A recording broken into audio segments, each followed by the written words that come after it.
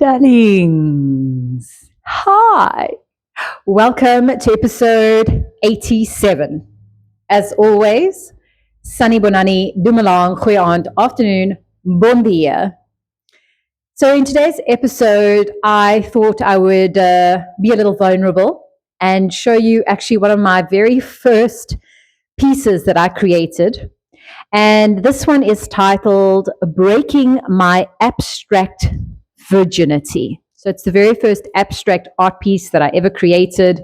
Prior to this, I was primarily creating my monsters and I was creating kind of like landscapes and that kind of stuff. So this piece of art was officially my very first abstract piece. And I must say that I love it.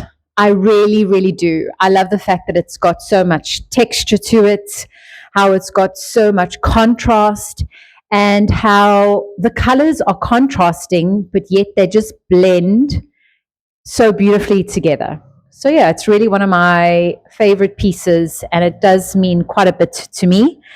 In terms of it being themed around breaking my virginity, I guess it's depicting that vulnerability of one's first time, And I guess it does have an element of simplicity and flow and ease to it that I would trust and hope one's first time at least would facilitate and offer. And if you take a closer look over here, I'm going to just what's the right word I'm looking for? It's going to be very rough, raw, and real as I move the camera a little closer here and just maybe zoom in a little more. And you'll see that there's quite a bit of texture, how the colors are just like kind of bleeding into each other.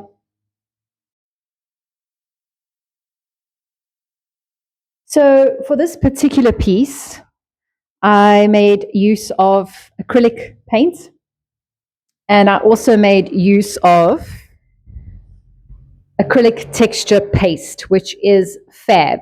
I love this stuff, especially when I'm creating abstract pieces. So I guess that's when I really use it. And what it facilitates and does on the canvas is it really just makes it come to life in a different way.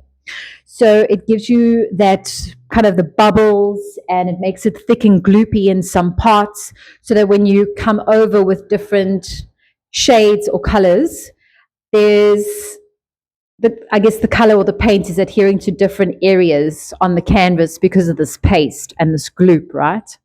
So yeah, I'm quite a big fan of this paste that I have discovered. And I took one class with a friend who has been doing abstract art for many, many, many years. And I did it, and voila. I actually had a lot of fun. She kind of taught us how to create these. It almost looks like there's words hidden inside here. So you take textured paint you take texture paste with some paint, and then you just take the end of your paintbrush and you just kind of like write words, if you could imagine that. And then yes, it creates this what looks like almost words are underneath the paint, which is quite a cool little effect as well. I used a scraper. There was no paintbrush at all that touched this canvas, barring the tip of the paintbrush and the end of it, just to, I guess, create a little bit of interest and texture. But there was no brush or bristles that were applied. So everything that I created here was using a paint scraper, or what do they call them? Kind of like a spatula vibe, I guess. I'm sure there's an official name for it, but that's what I know them as. And yes. I don't really feel called to share much else about this piece, which is quite interesting. But yes, if it did speak to you, and if this particular type of art tickles your fancy, just kind of go to my bio, and inside my bio, there's a link to Art Majeure. And on Art Majeure, that's where you can find most of my art pieces, and there's beautiful stories that accompany every single one of my pieces. They do come from the heart, and they are emotive and emotionally driven in nature. So it's not just paint on a canvas. Sometimes that's how it starts, and it actually ends up being quite a powerful and transformative story. And this one was no different. I really, really do. I do love this piece because if you've seen my Monstar pieces, the colors are very kind of like boxed in, I would say. Like there's a lot of color blocking. And what I really appreciated about this piece and what it facilitated within my art world and my knowledge and experience was giving me the comfort and the confidence to blend colors together and to allow for that contrast, but in a very unstructured and playful way. And also the fact that when I started this piece, I had absolutely no idea what was going to be created. I started with it facing one way, and then I turned the canvas the other way, and I kept rotating the canvas. So at no point was I creating something, or did I have a goal of what I was creating. It really was a piece that developed on the job. And it kind of came to me, or almost like revealed itself to me. And I've created a couple of these abstract pieces, and sometimes I will spend up to a year with these things. There'll be layer upon layer upon layer upon layer that I just keep on putting on. Sometimes it looks amazing, and then I take another color and I go over it again, and then it looks like shit. And then I'll be like, oh, okay. But I've come to appreciate that because it facilitates the aspect and element of practicing and fostering detachment. And it allows for the creative process just to be a little bit more fluid and spontaneous at the same time. So, yes, I have discovered that my style of art, beyond my beautiful Monstars, which, I love, and they really do stay very close in my heart, all the other abstract pieces which I am or have created are really created with leftover paint, with little scrapings at the end of the paint bottle or the tubes or whatever it is. And then I literally take those leftovers and just pop them on a canvas and just see where they go. What's amazing about my abstract pieces as well is they will tell me when they're done. Literally. They will tell me, I'm finished now. And it will be one particular coat that just like brings it to life or tells the story that I didn't even know was being revealed to me. So it's quite an amazing and such a beautiful process. And I guess that's why I just love taking paint to a canvas. It's also facilitated the aspect and element of me being more forgiving on myself and being a little bit more playful and childlike in nature, and just like letting that paint go all over, you know what I mean? Like with no idea or intention of a landscape or a cheetah or a hand or something. So I do feel that all my art pieces are very forgiving. They're very childlike in nature, and they are highly emotive. They are also extremely colorful.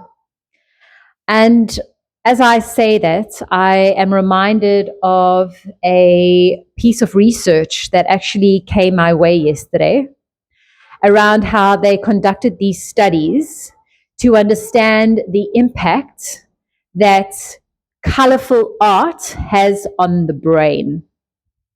So literally, they measured the brain waves, they measured what was happening inside the brain, they measured people's states, emotional states, and yeah, it was just quite a beautiful piece of research that found me, as life always sends you the pieces you need when you need them.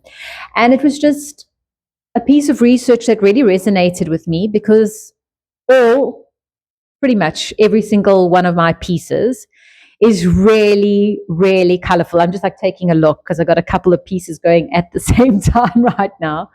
But yes, my pieces are just so unapologetically colorful and vibrant and alive. They've pretty much always been. I do remember maybe making 4 or 5 pieces where the colors were very neutral, very safe, very calm. There's a woman's silhouette in 2 of the ones that I created. They are no longer even with me. But beyond those, I can't even think of any other piece that I've created subsequent to those that have been mellow in color. All the other pieces have been very, very colorful and very, very vibrant and very interesting. So yes, Magical Human, it's officially almost 11 minutes on the timer as I look up.